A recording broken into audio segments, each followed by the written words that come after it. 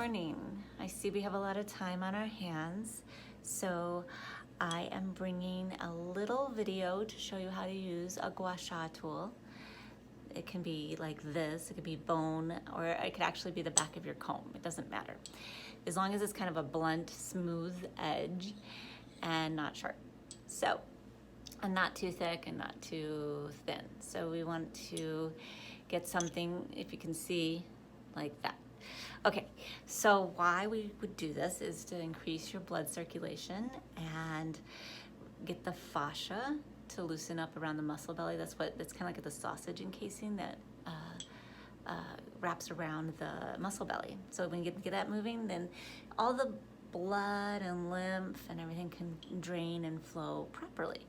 Also in Chinese medicine, it's to help pathogens expel. And also, if you have enough blood flow and circulation, you're less likely to take environmental things in, as such as dampness and wind, like if you're sitting by a vent, etc.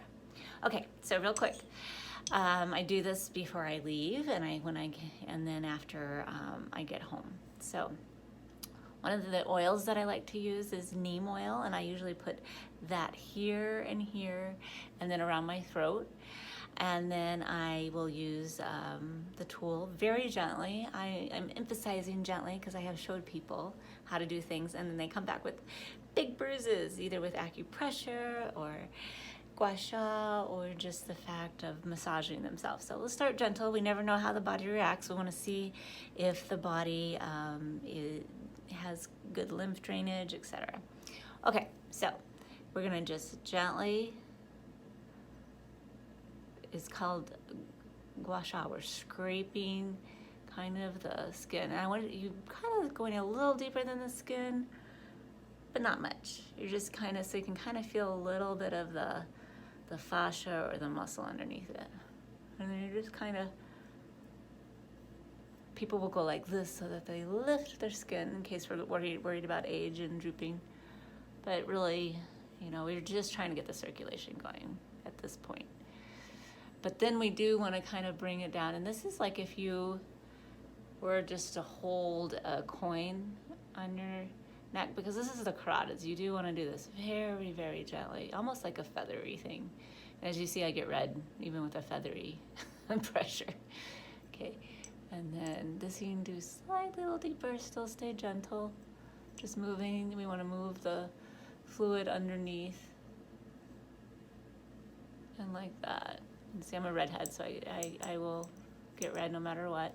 And then open in here. This is kind of where everything drains to the heart. It's thoracic inlets. And then you want to come back here, and you're going to get that part right here. And then there's this little knob that we all have in the back of our heads. It's GB20, gallbladder 20.